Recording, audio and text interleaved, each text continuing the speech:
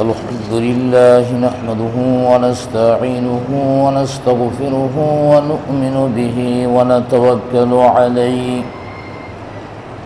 ونعوذ بالله من شرور أنفسنا ومن سيئات أعمالنا من يهده الله فلا مضل له ومن يضلله فلا هادي له ونشهد أن لا إله إلا الله وحده لا شريك له الذي أرسله بالحق بشيرا ونذيرا وداعيا إلى الله بإذنه وسراجا منيرا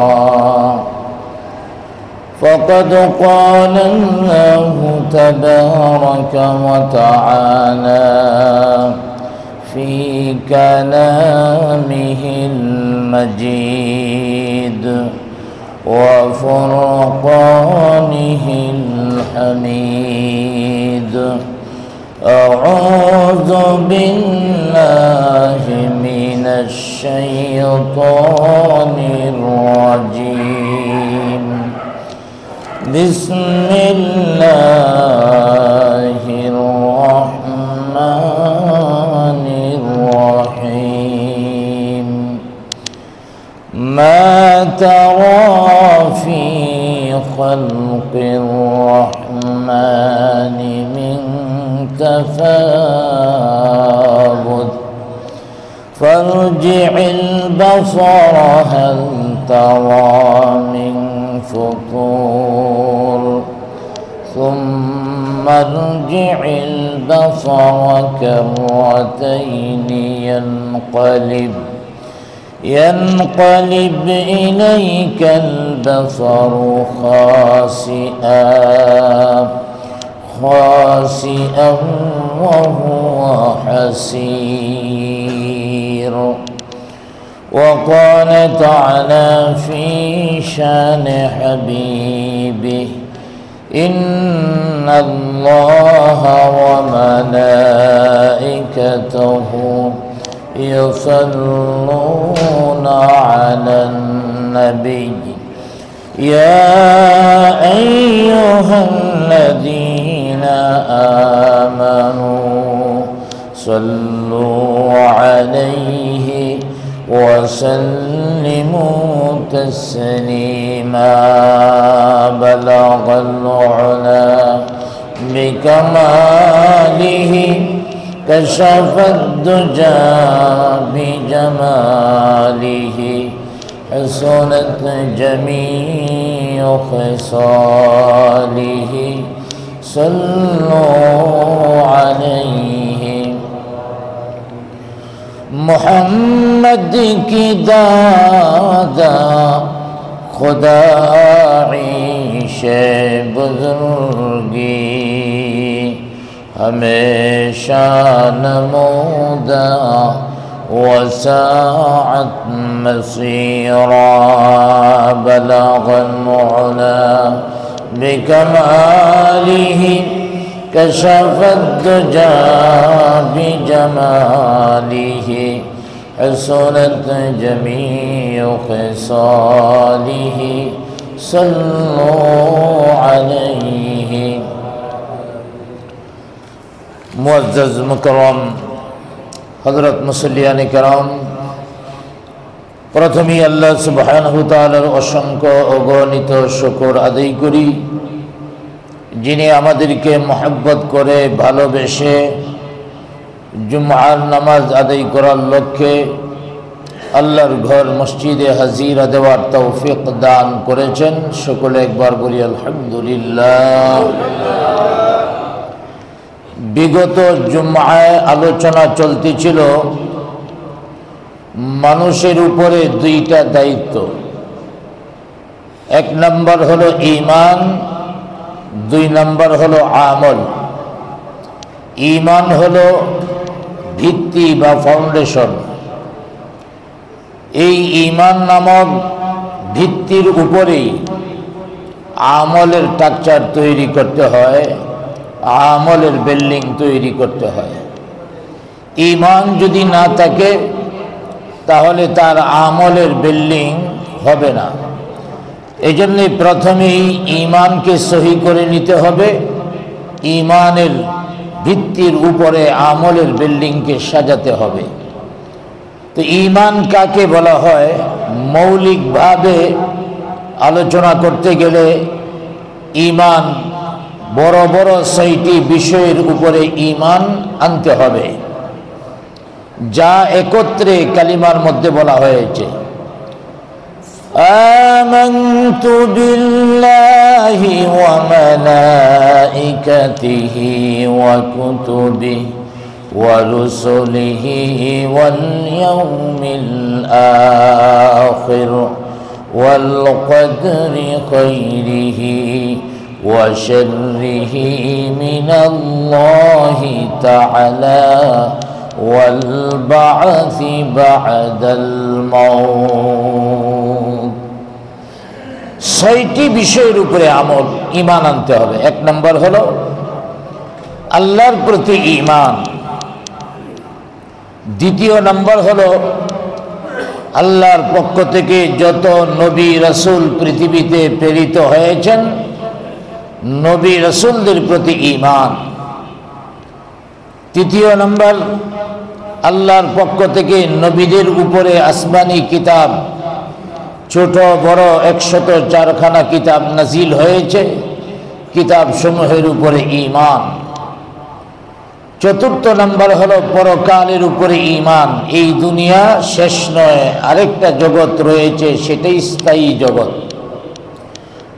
5 নম্বর ফেরেশতাদের প্রতি ঈমান। আল্লাহ পাক একদল ফেরেশতা বানিয়ে রেখেছেন যারা সমস্ত দায়িত্বগুলি আল্লাহ পাক যা দিয়েছেন সেই দায়িত্বগুলি পালন করে যাচ্ছেন। আর 6 নম্বর হলো তাকদীর। ভালো মন্দ যা হয় আমার তাকদীরের কারণেই হয়। এই 6টি বিষয়ের উপরে ঈমান আনা। এর মধ্যে 1 নম্বর হলো আল্লাহর উপরে ঈমান। আল্লাহর উপরে ঈমান আনা এটা 3টা ভাগে বিভক্ত। আল্লাহর উপরে যে আমরা ঈমান আনব 3 ভাগে বিভক্ত। 1 নম্বর হলো আল্লাহর অস্তিত্বকে স্বীকার করে নিতে হবে। আল্লাহর অস্তিত্ব আছে না নাই? জুড়ে বলেন, আছে না নাই? 1 নম্বর আল্লাহর অস্তিত্বকে বিশ্বাস করে নিতে হবে। 2 নম্বর আল্লাহর অস্তিত্বর বিশ্বাসের সাথে সাথে এই বিশ্বাসও থাকতে হবে আল্লাহ পাক এক, আল্লাহর সাথে আর কোনো শরীক নেই। 3 নম্বর এই বিশ্বাসও থাকতে হবে আল্লাহর যতগুলি গুণ আছে, আল্লাহর যতগুলি সিফাত আছে, সবগুলি সিফাতের উপরে বান্দার ঈমান থাকতে হবে। আল্লাহর যে সিফাত, এই সিফাতের সাথেও কোনো মানুষ শরীক হতে পারে না। তাহলে 1 নম্বর হলো আল্লাহর অস্তিত্বকে স্বীকার করে নেওয়া। পৃথিবীর মধ্যে প্রথমত ভাবে মানুষ 2 ভাগে বিভক্ত। একদল মানুষ আল্লাহর অস্তিত্বকে স্বীকার করে না, তাদেরকে বলা হয় নাস্তিক। আরেকদল মানুষ আল্লাহর অস্তিত্বকে স্বীকার করে, তাদের নাম হলো আস্তিক বা ঈমানদার। আল্লাহর অস্তিত্বকে যারা স্বীকার করে না তাদের যুক্তি হলো আল্লাহকে দেখি না অতএব বিশ্বাস করি না। নাউযুবিল্লাহ বলেন। আল্লাহকে দেখি না এই জন্যে বিশ্বাস করি না, এটা হলো নাস্তিকদের দলিল। অথচ ওরা এই কথাটা চিন্তা করে না, আমরা অনেক কিছুই দেখি না তারপরেও বিশ্বাস করতে হয়। যেমন সবচেয়ে মোটা কথা যদি বলি, আমাদের দেহের ভিতরে প্রাণ আছে না নাই? জুড়ে বলেন, আছে না নাই? কোনোদিন দেখছেন প্রাণটা কেমন আছে আমার ভিতরে? কোনোদিন কেউ দেখি নাই, বাদ দিলাম নিজেরটা নিজে দেখতে পারি নাই। আচ্ছা, অন্য মানুষের প্রাণ কেউ দেখতে পারেনি? কোনো ডাক্তারে দেখতে পারে? আমি আমার দেহের ভিতরে প্রাণটাকে আমি দেখতে পাই না, কিন্তু আমার বিশ্বাস আছে আমার ভিতরে প্রাণ আছে। কারণ প্রাণ না থাকলে তো মৃত, মরা লাশ। আমি বিশ্বাস করি আমার ভিতরে প্রাণ আছে, অথচ আল্লাহর অস্তিত্বকে আমি স্বীকার করি না। এর চেয়ে বড় বোকামি আর কিছু হতে পারে না। হযরত ইমামে আজম আবু হানিফা রাহমাতুল্লাহ আলাইহির কাছে একজনে আল্লাহ সম্পর্কে, আল্লাহর অস্তিত্ব আছে এই সম্পর্কে বাহাস করার জন্যে আবদার জানালো। আল্লাহ যে আছে এই প্রসঙ্গে আপনি একটু জবাব দিবেন, বলবেন। ঠিক আছে, কত তারিখ? এত তারিখে বাহাস, জাঁকজমকপূর্ণভাবে বাহাস তৈরি হলো। এখানে নাস্তিক যারা, নাস্তিকদের পক্ষে লোকজন একত্রিত হলো, পক্ষান্তরে আস্তিক যারা আবু হানিফা রাহমাতুল্লাহ আলাইহির পক্ষে লোকজন উপস্থিত হলো। উভয় দলের লোকজন উপস্থিত হয়েছে। বাহাস হলে যা হয়, মানুষ ওয়াজ মাহফিলে যাক বা না যাক, যদি শোনে দুই মৌলবী বাহাস হবে, তাইলে লোক কম হয় না বেশি হয়? বাহাসটারে মানুষ খুব পছন্দ করে। হাজার হাজার লোক একত্রিত হয়ে গেল। বাহাসের নির্ধারিত সময় এসে গেল। নাস্তিকদের পক্ষ থেকে যারা বাহাস করবে তারা সবাই স্টেজে উপস্থিত। উভয় পক্ষের মানুষ স্টেজের সামনে উপস্থিত আছে, কিন্তু আল্লাহর অস্তিত্ব আছে আস্তিকদের পক্ষে। হযরতে ইমাম আবু হানিফা রাহমাতুল্লাহ আলাইহি এখনো মঞ্চের মধ্যে আসে নাই। সকল ঈমানদাররা কষ্ট পেতে থাকল। ইমাম আবু হানিফা রাহমাতুল্লাহ আলাইহি নিজেই বাহাসের জেদ দিলেন, নিজেই আসলেন না। তিনি যদি না আসেন তাহলে আজ নাস্তিকরা জিতে যাবে, আল্লাহ দুশ্মনেরা জিতে যাবে। যার কারণে সবাই হতাশ, এদিক সেদিক তাকায় কোন দিক থেকে হযরতে আবু হানিফা রাহমাতুল্লাহ আলাইহি আসবেন। দীর্ঘ সময় পার হয়ে গেল। দীর্ঘ সময় পার হওয়ার পর হযরত ইমাম আবু হানিফা রাহমাতুল্লাহ আলাইহি আসলেন। এবার নাস্তিক যারা বলতে শুরু করলো, হে ইমামে আজম আবু হানিফা, আপনার সাথে আমাদের আর কোনো বাহাস হতে পারে না, কারণ আপনার জবানের ঠিক নাই। আপনি জবান দিয়েছেন সকাল 10টায় আসবেন, এখন দুপুর 12টা বেজে গেছে, আপনার জবানেরই ঠিক নাই। বাহাসের মধ্যে যে লোকটা জবান দেওয়ার সময় মতো আসে না, তার সাথে আর কোনো বাহাসের দরকার নাই, আমরা জিতে গেছি। ইমাম আবু হানিফা রাহমাতুল্লাহ আলাইহি বললেন, সব জিনিসের মধ্যে একটা জবাবদিহিতা আছে। প্রত্যেক জিনিসের মধ্যে কারণ দর্শানোর বিষয় থাকে। একটা ফাঁসির আসামি, সেও কিন্তু কিছু বলার থাকে। অতএব ইমাম আবু হানিফা রাহমাতুল্লাহ আলাইহি বললেন, আমার কেন দেরি হলো এই কথাটা তো তোমরা শুনবা। যদি যৌক্তিক মনে হয় মানবা, যৌক্তিক মনে না হলে তোমরা নিজেদেরকে বিজয় ঘোষণা করবা। লোকেরা বলল, ঠিক আছে, বলেন কেন দেরি করলেন? ইমাম আবু হানিফা রাহমাতুল্লাহ আলাইহি বলেন, আমি যথাসময়ে রওনা দিয়েছিলাম আসার জন্যে। এই মঞ্চের মধ্যে যেন আমি 10টার আগেই পৌঁছতে পারি, এই সময় নিয়ে আমি বের হয়েছি।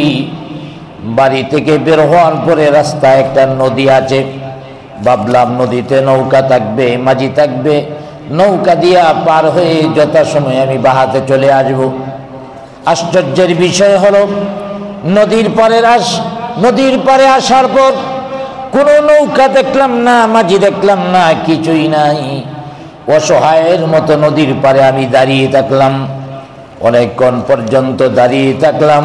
হঠাৎ করে দেখি একটি গাছ কাটা হইয়া নদীর পাড়ে পড়ে গেছে। সুবহানাল্লাহ বলেন। একটা গাছ কাটা হইয়া নদীর পাড়ে পড়ে গেছে। আশ্চর্যের বিষয় হলো শুধু যে গাছটা পড়ে গেছে এমন নয়, গাছটা এমনিতেই স্বয়ংক্রিয়ভাবে তক্তা হওয়া শুরু হয়ে গেল। অনেকগুলি তক্তা হয়ে গেল। আর নৌকা তো তক্তা দিয়ে বানাতে হয়, ওখানে কোনো মাঝি নাই, কোনো মিস্ত্রি নাই, কোনো কিছু নাই। এই কাঠগুলি আস্তে আস্তে একত্রিত হয়ে নৌকা হয়ে গেছে। নৌকা হওয়ার পর এই নৌকার মধ্যে আমি উঠলাম। নৌকা এমনিতেই চলতে চলতে নদী পার হয়ে এপারে চলে আসলো। আমি নেমে গেলাম।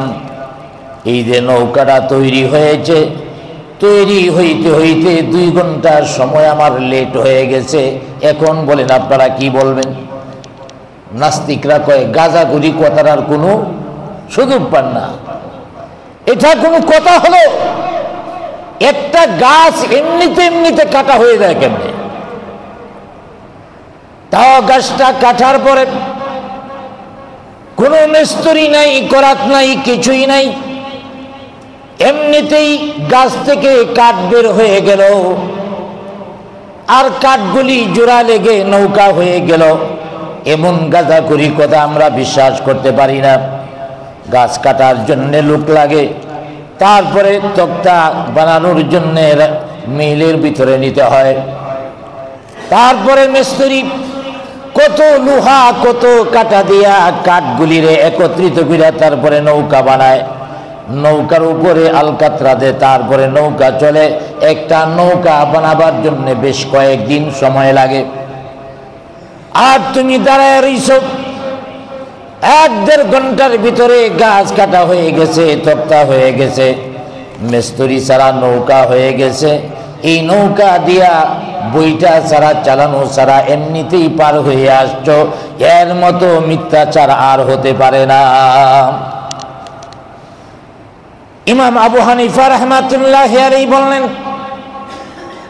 আমার এই বক্তব্য যদি তোমরা গ্রহণ না করো, আমার এই বক্তব্য যদি তোমরা বিশ্বাস না করো, তাহলে তোমাদের সাথেও আমার আর কোনো বাহাসের প্রয়োজন নেই। তোমরাই বলতেছ একটা সাধারণ গাছ এমনিতেই কাটা হয় না, মানুষ কাটতে হয়। এমনিতেই তক্তা হয় না, মানুষরা তক্তা বানাতে হয়। এমনিতেই নৌকা হয় না, মিস্ত্রি নৌকা বানাতে হয়। তাহলে একটা নৌকা বানাবার জন্য যদি এত মানুষের প্রয়োজন হয়, এত কিছুর প্রয়োজন হয়, তাহলে এত বিশাল আসমান জমিন যে আল্লাহ রাব্বুল আলামিন তৈরি করেছেন, এই বিশাল আসমান জমিনের জন্য একজন রক্ষক আছে না নাই? একটা নৌকা বানাবার জন্য যদি লোকের প্রয়োজন পড়ে, তাহলে এই বিশাল আসমান জমিন এমনিতেই হয়ে গেছে, তার একজন স্রষ্টা কি নাই? এক যুক্তিতে নাস্তিকরা হেরে গেল। অতএব আমার ভাইয়েরা, ইমাম আবু হানিফা রাহমাতুল্লাহি আলাইহি তার এই অল্প কথার যুক্তি দিয়ে তাদেরকে হারিয়েছে। এবং ইমাম আবু হানিফা রাহমাতুল্লাহি আলাইহি বলেন, ইন্না ফিস সামাওয়াতি ওয়াল আরদ, ইন্না ফিস সামাওয়াতি ওয়াল আরদ লাআয়াতিল লিল মুমিনিন। আবু হানিফা রাহমাতুল্লাহি আলাইহি বলেন, আল্লাহ পাক বলেছেন, নিশ্চয়ই আসমান এবং জমিনের মধ্যে বিশ্বাসীদের জন্য নিদর্শন রয়েছে, বিশ্বাসীদের জন্য উদাহরণ রয়েছে, নিদর্শন রয়েছে। একজন ঈমানদার আসমান এবং জমিন থেকেই তার ঈমানের শিক্ষা পেয়ে যায়। অতএব এই বিশাল আসমান জমিন এমনিতেই হয় না। একটা নৌকা যদি এমনি এমনি না হয়, আসমান জমিন এমনিতেই হয় নাই, তার একজন স্রষ্টা আছে না নাই? এই স্রষ্টা আসমান এবং জমিন কেমনে বানাইছে? আমার ভাইরা, সাধারণ একটা নৌকা বানাইলে কত ভুল হয়। আসমান জমিন যিনি বানাইছেন তিনি আবার চ্যালেঞ্জ করছেন, আমার সৃষ্টির মধ্যে কোন জায়গায় ভুল আছে একটু বাইর করে দেখাও তো। আল্লাহকে স্রষ্টা হিসাবে মানবা না ও নাস্তিকের দলেরা। আল্লাহর যে সৃষ্টি আছে এই সৃষ্টির মধ্যে একটা ভুল ধরে দেখাও। মা তারা ফি খালকির রহমান মা তারা ফি খালকির রহমানি মিন তাফাউত। আল্লাহ পাক বলেন, দয়াময় আল্লাহর সৃষ্টির দিকে তুমি তাকাও, মিন তাফাউত, কোনো খুঁত দেখতে পাও কিনা, কোনো ত্রুটি দেখতে পাও কিনা। দয়াময় আল্লাহর সৃষ্টির দিকে তাকায় দেখো, তুমি কোনো খুঁত পাবে না। ফারজিউল বাসর হাল তারা মিন ফুতুর। আল্লাহ পাক বলেন, একবার তো দেখলা, একবার দেখে শেষ করা প্রয়োজন নেই, আবার দেখো। ফারজিউল বাসর, আবার তাকাও, হাল তারা মিন ফুতুর, দেখো কোনো ত্রুটি বিচ্যুতি আছে কিনা, ছিদ্র আছে কিনা। সুম্মারজিউল বাসরা কাররাতাইন, আল্লাহ পাক বলেন দ্বিতীয়বারও না, আবার তাকাও, তৃতীয়বার আবার তাকাও, শুধু তৃতীয়বার নয়, কাররাতাইনি, বারবার বারবার বারবার তাকাও আর দেখো আল্লাহ সৃষ্টির মধ্যে কোনো ত্রুটি বিচ্যুতি আছে কিনা।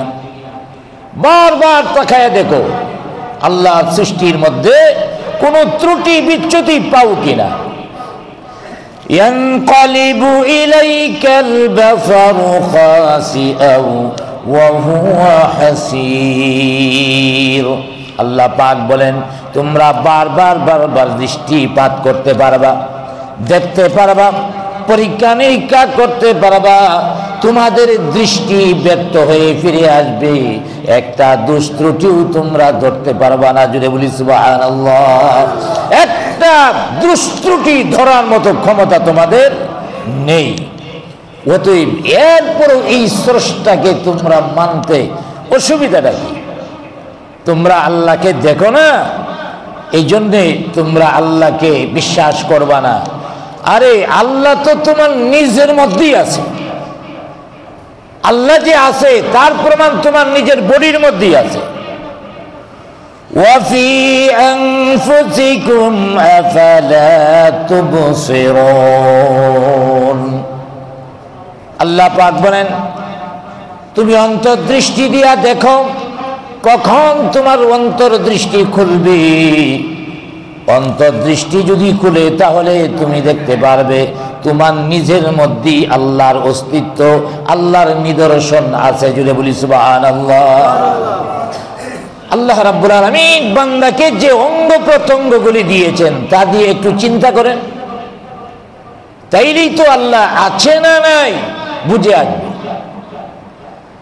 আল্লাহ রাব্বুল আলামিন বান্দাকে অনেকগুলি অঙ্গ প্রত্যঙ্গ দান করেছেন। এর মধ্যে দুইটা অঙ্গ এবং দুইটা চোখ আল্লাহ রাব্বুল আলামিন বান্দাকে দান করেছেন। জন্মগতভাবে কারো যদি দুইটা চোখ না থাকে তাহলে পৃথিবীর মধ্যে এমন কোন ফ্যাক্টরি আছে, কোম্পানি আছে, যে কোম্পানি থেকে দুইটা চোখ আইনা কিনে লাগাইয়া দিবে? যেটা বলেন আছে? কোন কোম্পানিতে আপনার চোখ পাওয়া যাবে না। আল্লাহ রাব্বুল আলামিন আপনাকে এই চক্ষু দান করেছেন। এই চোখ দিয়া যখন তাকাবেন একটা জিনিস আপনি সাথে সাথে দেখবেন, জিনিসের রংটা কেমন, কালারটা কেমন, জিনিসের অবয়ব কেমন, সব কিছু আপনি চোখে একসাথে দেখতেছেন। বারবার বারবার মোবাইলে প্রোগ্রাম ঘোরানো লাগে না, তাকাইবেন সাথে সাথে স্বয়ংক্রিয়ভাবে সব কিছু দেখবেন। এই শক্তি দিয়েছেন কে? আরো জোরে বলেন, দিয়েছেন কে? আমার ভাইয়েরা, এই চক্ষুর হেফাজতের জন্য আল্লাহ পাক চক্ষুর উপরে বড় দান করেছেন। এই চুলগুলি যদি না থাকতো, ধুলাবালি আয়া চোখের মধ্যে অ্যাটাক করতো। আমার হাতের মধ্যে যদি ধুলাবালি পরে কোনো অসুবিধা নাই, হয়তো ময়লা হবে। আমার শরীরে ধুলাবালি পড়লে অসুবিধা নাই, কিন্তু ছোট্ট একটা বালুর কণা চোখের ভিতরে পড়লে অসুবিধা আছে না নাই? যার কারণে আল্লাহ পাক দেখেন চোখের উপরে কিছু চুল দিয়েছেন। যদি বালু কণা ধুলাবালি পড়তে চায় তাহলে এই চুলগুলি এটা আটকায়া দিবে। এরপরেও যদি এই চুলগুলিকে ফাঁকি দিয়া কোনো ধুলাবালি চোখের ভিতরে ঢুকে যায়, তাহলে দেখেন কত সুন্দর সিস্টেম আল্লাহ পাক তৈরি করে রেখেছেন। বালুটা চোখের ভিতরে যাওয়ার সাথে সাথে চোখ সমানে পানি ছাড়তে থাকবে, পানি ছাড়তে থাকবে, আর এই পানিটা বের হইয়া বালুর সাথে মিশা কেতুর বানায়া এই চোখ থেকে বের করে দিবে, চোখের ভিতরে থাকতে দিবে না। কাজগুলি করেছেন কে? আল্লাহর অস্তিত্ব খুঁজে পাও না। একজন মানুষ যদি চিন্তা করে নিজের ভিতরেই তো আল্লাহর অস্তিত্বের অভাব নাই। একজন মানুষ যদি চিন্তা করে আমার জিহ্বা ছোট্ট একটা গোস্তের টুকরা, এই জিহ্বার কারণে খাবার যখন মুখের মধ্যে দেন, কোনটা মিষ্টি কোনটা জাল, কোনটার কোন ধরনের মজার সাথে সাথে রিপোর্ট দিতেছে। খাবারটা যদি মজা না হয় জিহ্বা রিপোর্ট দিয়া দে খাওয়ার দরকার নাই। আবার এমন জিনিস যা খাবার নয় মুখের মধ্যে যদি দেন, সাথে সাথে জিহ্বা রিপোর্ট দিবে এই খাবারটা তোমার জন্য প্রযোজ্য নয়। শুধু তাই নয়, একটা চুল যদি মুখের ভিতরে ঢুকে যায় তাহলে এই জিহ্বা ছোট্ট একটা চুল, এরপরও এই জিহ্বা ইনফরমেশন দিবে তোমার মুখের ভিতরে চুল আছে, তাড়াতাড়ি বাইর করো। ঠিক কিনা জোরে বলেন? এই জিহ্বা দান করেছেন কে?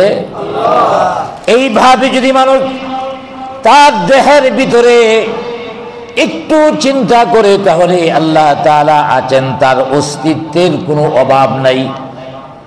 হযরত ইমাম শাফিঈ রাহমাতুল্লাহি আলাইহি, তাকে একবার একদল নাস্তিক প্রশ্ন করল, হ্যাঁ ইমাম শাফিঈ, আপনার কাছে জানতে চাই আল্লাহ যে আছে, আল্লাহর অস্তিত্ব আছে, আপনার কাছ থেকে জানতে চাই। ইমাম শাফিঈ রাহমাতুল্লাহি আলাইহি ছোট্ট একটা উদাহরণ দিলেন, সেটা হলো, হে কাফের বেঈমানেরা, আল্লাহ যে আছেন এর প্রমাণ হলো তুত গাছ।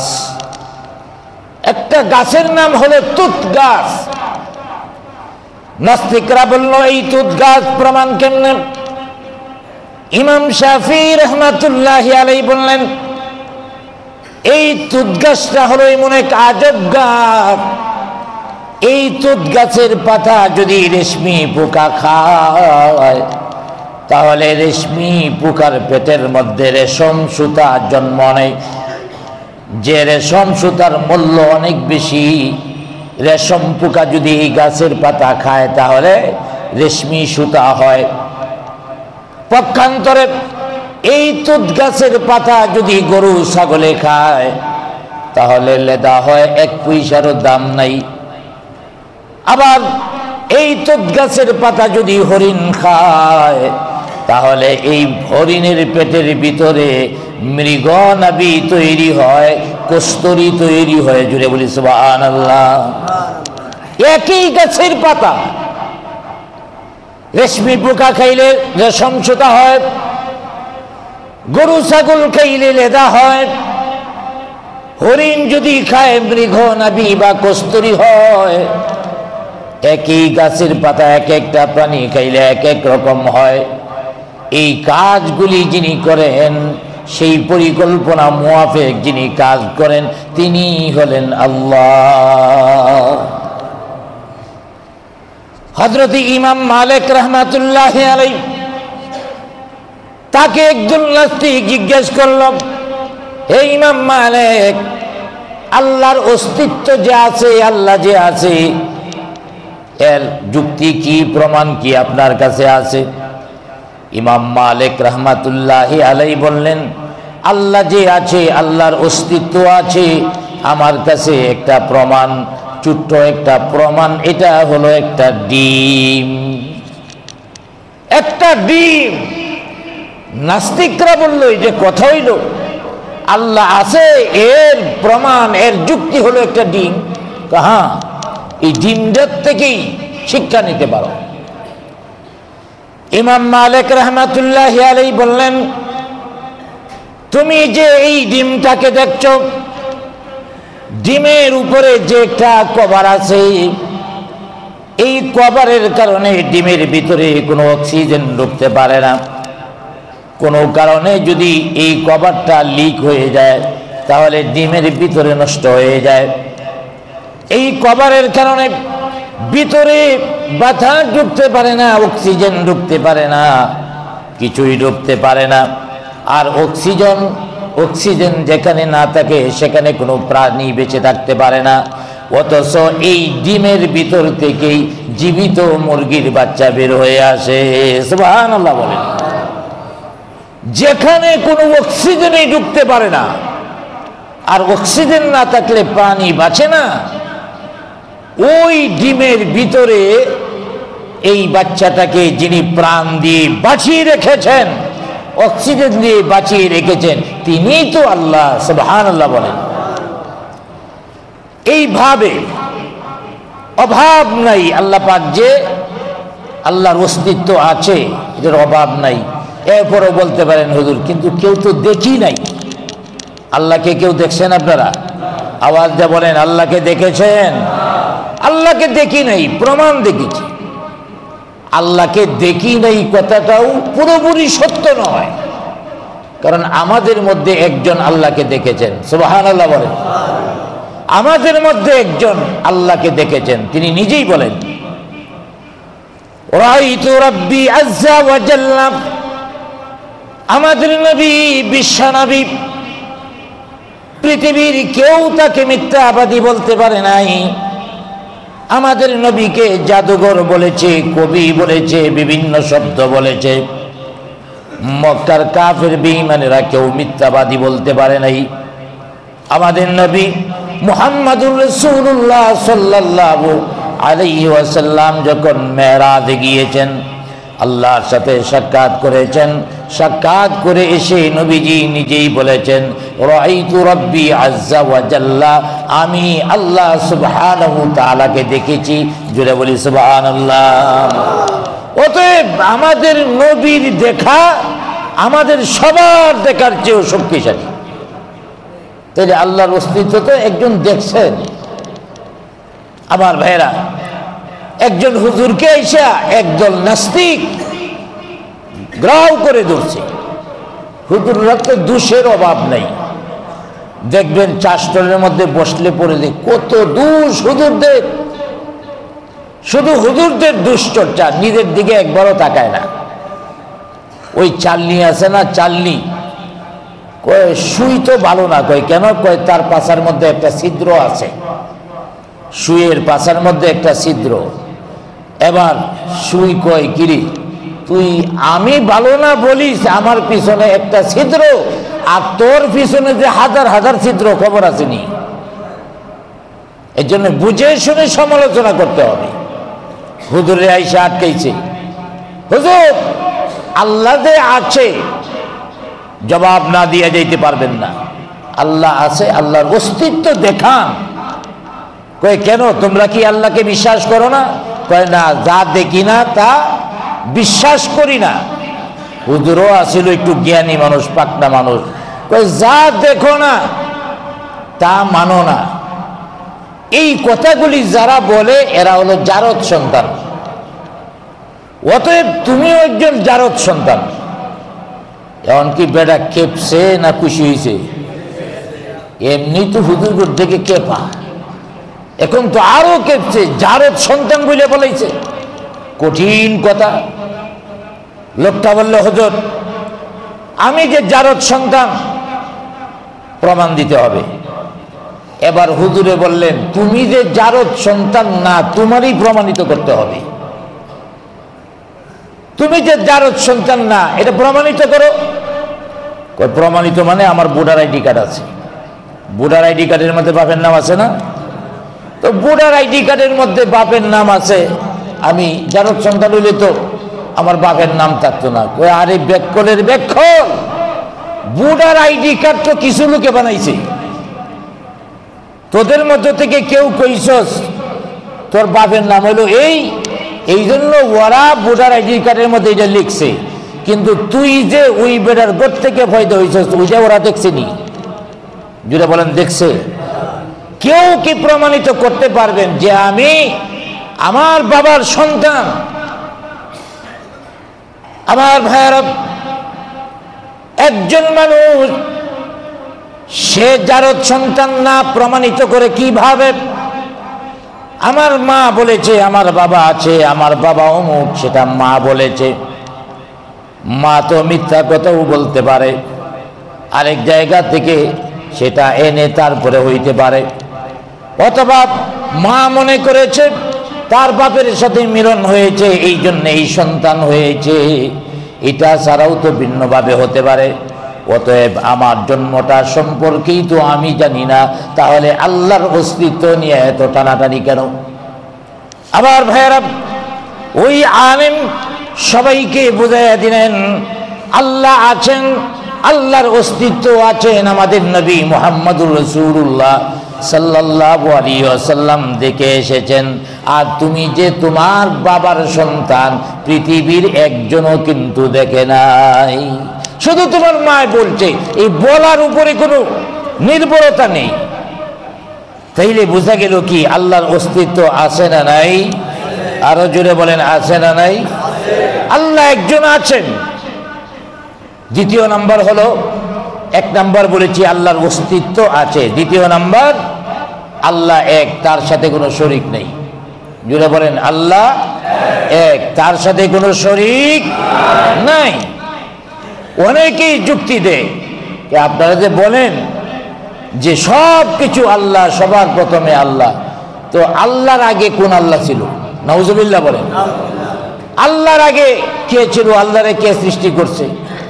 তাইলে এইভাবে এই আল্লাহকে আরেক আল্লাহ সৃষ্টি করছে, আরেক আল্লাহকে আরেক আল্লাহ সৃষ্টি করতে এইভাবে চলতে থাকবে, তাহলে তো এক আল্লাহ হলো না। আমার ভাইয়েরা, আসল কথা হলো আমাদের এটা নিয়ে চিন্তা করার কোনো ক্ষমতাই নাই, শক্তি নাই। এখন কেউ যদি গণনা করে 10-এর আগে হলো 9, 9-এর আগে হলো 8, 8-এর আগে হলো 7, 7-এর আগে 6, 6-এর আগে 5, 5-এর আগে 4-এর আগে 3-এর আগে 2-এর আগে 1-এর আগে, 1-এর আগে কিছুই নেই। তাহলে এখন যদি বলেন 1-এর আগে কি? 1-এর আগে যেমন কিছুই নাই, আল্লাহর আগে কিছুই নাই। আল্লাহ অনন্তকাল থেকে আছেন, আল্লাহই আল্লাহ। এখানে আমাদের বুদ্ধি কাটানোর মতো কোনো ব্রেন আল্লাহ পাক দেন নাই। এই জন্য আল্লাহ পাক, আমার ভাইয়ের হাদিসে কুদসিতে আসছে, তাফাক্কারু ফি কুল্লি শাইইন ওয়া লা তাফাক্কারু ফিল্লাহ। আল্লাহ পাক বলেন তাফাক্কারু ফি কুল্লি শাইইন, তোমরা সমস্ত সৃষ্টি নিয়ে চিন্তা ভাবনা করো। পৃথিবীর যত সৃষ্টি আছে সৃষ্টি নিয়ে চিন্তা ভাবনা করো। ওয়ালা তাফাক্কারু ফিল্লাহ, আল্লাহর অস্তিত্ব নিয়ে কোনো চিন্তা করেও না। আল্লাহর আগে কে ছিল এই ধরনের কোনো চিন্তা করা যাবে না। আল্লাহ এক, আল্লাহর সাথে আর কোনো শরীক নাই, এই বিশ্বাসও আমাদের থাকতে হবে। আমার ভাইয়েরা, অনেকেই আছে অনেক খোদা বানায় নিছে। যেমন ইহুদিরা উজাইর আলাইহিস সালামকে আল্লাহর পুত্র বানায় নিছে। নাউজুবিল্লাহ বলেন। কেন পুত্র বানাইছে জানেন? ইহুদিদের কথা হলো যে আমাদের যে নবী হযরতে উজাইর আলাইহিস সালাতু ওয়াস সালাম, সেই উজাইর আলাইহিস সালাতু ওয়াস সালাম তাওরাত নামক একটা আসমানি কিতাব উজাইর আলাইহিস সালাম মুখস্থ করে ফেলাইছে। পৃথিবীতে তাওরাতের একজন হাফেজই ছিল, তিনি আল্লাহর একজন নবী হযরতে উজাইর আলাইহিস সালাম। ইহুদিরা বলে থাকে তাওরাত মুখস্থ করে ফেলেছে, অতএব এই লোকটা সাধারণ মানুষ হতে পারে না, এই লোকটা আল্লাহর পুত্র। ওদের কাছে আমাদের প্রশ্ন, ইহুদিরা লাজবাব হয়ে গেছে আমাদের প্রশ্ন শুনে। আমাদের প্রশ্ন হলো, তাওরাত মুখস্থ করলে যদি আল্লাহর সন্তান হয়, তাহলে তাওরাতের চেয়ে শত শত গুণ বড় হলো কোরআন। এই কোরআনের হাফেজ হলে তো আল্লাহই হয়ে যাওয়ার কথা, ঠিক কিনা জুড়ে বলেন? তাওরাত মুখস্থ করলে যদি আল্লাহর পোলা হয়, তাইলে কোরআন মুখস্থ করলে, কোরআন তো তাওরাত থেকে শত শত গুণ বড়, তাহলে তো কোরআন মুখস্থ করলে আল্লাহই হয়ে যাওয়ার কথা। নাউজুবিল্লাহ বলি। আবার ভাইয়ারা, খ্রিস্টানরা বলে ঈসা আলাইহিস সালাম আল্লাহর পুত্র, তারাও তৃতীয়বাদী চিন্তন খোদা মানে। তাদের যুক্তি হলো হযরতে ঈসা আলাইহিস সালামের বাবা নাই, অতএব তার বাবা হলো আল্লাহ। নাউজুবিল্লাহ বলেন। আচ্ছা, বাবা না থাকলে যদি বাবা আল্লাহ হয়, তাহলে তো এনে যুক্তি আরো আছে। আদম আলাইহিস সালামের বাবা কেডা? জুড়ে বলেন। আদম আলাইহিস সালামের বাবা আছে? আদম আলাইহিস সালামের বাবাও নাই, মাও নাই। ঈসা আলাইহিস সালামের শুধু বাবা নাই। এই জন্যে যদি আল্লাহর পুত্র হয়, তাহলে আদম আলাইহিস সালামের বাবাও নাই, মাও নাই, তাহলে উনি তো ডাইরেক্ট আল্লাহ হয়ে যাওয়ার কথা। নাউজুবিল্লাহ বলেন। আমার ভাইরা, খ্রিস্টানরা এই জবাব কোনোদিন দিতে পারে নাই, পারবো না। তারা কি যুক্তি দেয়? তারপরে হযরতে ঈসা আলাইহিস সালাতু ওয়াস সালাম সম্পর্কে যদি জিজ্ঞাসা করা হয় যে মানলাম আল্লাহ ঈসা আলাইহিস সালামের বাবা, তাইলে ঈসা আল্লাহর স্ত্রী কেডা? তখন বলবে মেরি, মানে মারিয়াম। তখন তাদেরকে আবার প্রশ্ন করা হয়, হ্যাঁ ইহুদীদের দলেরা, তোমরা যদি বলো মারিয়াম আল্লাহর স্ত্রী, তাহলে মারিয়াম আলাইহিস সালামের গর্ভ থেকে যখন ঈসা আলাইহিস সালাম পৃথিবীতে জন্ম নিয়েছিলেন, তখন তার জাতির লোকেরা বলছিল, হে মারিয়াম, তুমি একজন অসতী নারী, তুমি অবৈধ সন্তান পেটে রেখেছ, স্বামী ছাড়া তোমার সন্তান হয়ে গেছে। আল্লাহ যদি মারিয়াম আলাইহিস সালামের স্বামী থাকতো, তাহলে ওই সময়ে মারিয়াম কেন বললেন না সাবধান, কথা বলবা না, আমার স্বামী হলো আল্লাহ? বলার দরকার ছিল কি নাই? কিন্তু তিনি তো বলে নাই। বোঝা গেল আসলে এটা সম্পূর্ণ মিথ্যা। তাইলে আল্লাহ ছাড়া কোনো মাবুদ নাই, এটা বিশ্বাস মুসলমানদের। ইহুদিরা দুই আল্লাহ বিশ্বাসী, আর খ্রিস্টানরা তৃতীয়বাদে তিন আল্লাহ বিশ্বাসী, আর হিন্দুরা তো 33 কোটি দেবতা নাহি তাদের আছে। তাদের হলো 33 কোটি দেবতা। এই 33 কোটি দেবতার মধ্যে আমার ভাইয়েরা, এদের মূল হলো তিনটা। একটা হলো ব্রহ্মা, যিনি সৃষ্টিকর্তা। দ্বিতীয় নাম্বার হলো বিষ্ণু, যিনি পালনকর্তা। তৃতীয় নাম্বার মহাদেব, যিনি সব কিছু ধ্বংস করে। তাইলে এদের বিশ্বাসটা কেমন? সৃষ্টি করার লাগে খোদা একজন লাগে, আবার রিজিক দেওয়ার লাগে খোদা আরেকজন লাগে, কিয়ামত গোটানির লাগে খোদা আরেকজন লাগে। তাইলে এদের খোদাগুলি হলো ডিপার্টমেন্টাল খোদা। আবার 33 কোটি তো আছেই, এক এক ডিপার্টমেন্টের জন্য এক একজন।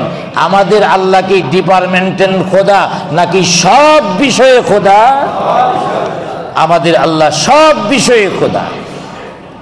অতএব আল্লাহ রাব্বুল আলামিন বলেন, লাউ কানা ফীহিমা আলিহাতুন ইল্লাল্লাহু লাফাসাদাতা। পৃথিবীর মধ্যে একাধিক খোদা হতে পারে না। যদি একাধিক খোদা হয়, তাহলে পৃথিবীর সব কিছু ধ্বংস হয়ে যাবে। কারণ একাধিক খোদা হলে খোদায় খোদায় মারামারি লাগবে। একটা দেশের মধ্যে যদি 2 জন প্রধানমন্ত্রী হয়, তাহলে মারামারি হবে কি হবে না? এক দেশের মধ্যে 2 জন প্রধানমন্ত্রী থাকতে পারে না, 2 জন প্রেসিডেন্ট থাকতে পারে না। এই জন্যই কবি বলেন, अगर दो खुदा होती संसार में तो दोनों बला होती संसार में। इधर कहता कि बारिश ना है, उधर कहता मियाँ चुप रहे। খোদা যদি 2 জন হইতো, তাহলে এই দিক দিয়ে একজন বলতো আজকে বৃষ্টি হবে, আবার এই দিক দিয়ে বলবে না আজকে আমগুর সমাবেশ আছে, বৃষ্টি লাগবে না। ঠিক কিনা জুড়ে বলেন? এইভাবে গোটা পৃথিবী ভেঙ্গে তছনছ হয়ে যেত। তাইলে আল্লাহ এক, আল্লাহর সাথে আর কোনো শরীক নাই। আমার ভাইয়েরা, তিনটা বিষয়ে আল্লাহকে বিশ্বাস রাখতে হবে।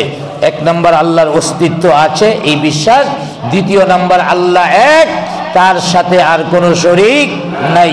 আল্লাহ পাক স্পষ্ট বলে দিয়েছেন, কুল হুয়াল্লাহু আহাদ আল্লাহুস সামাদ লাম ইয়ালিদ ওয়া লাম ইউলাদ ওয়া লাম ইয়াকুল লাহু কুফুয়ান আহাদ। এই সূরা ইখলাসের মধ্যে আল্লাহ পাক স্পষ্টভাবে একত্ববাদের কথা, তাওহীদের কথা জানাইয়া দিয়েছেন। আল্লাহর সাথে আর কোনো শরীক করার সুযোগ নাই। কবি বলেন, ওয়াফি কুল্লি শাহিদ আলা আন্নাহু ওয়াহিদ। সব কিছুই সাক্ষী দেয়। আসমান বলেন, জমিন বলেন, আসমান জমিনের ভিতরে যা কিছু আছে সব কিছু সাক্ষ্য দেয় আলা আন্নাহু ওয়াহিদ, আল্লাহ এক, তিনি ছাড়া আর কোনো মাবুদ নাই। অতএব এক আল্লাহর উপরে আমরা যেন পরিপূর্ণ ঈমান রাখতে পারি। আল্লাহ পাক তৌফিক দান করুন। সকলে বলি আমিন।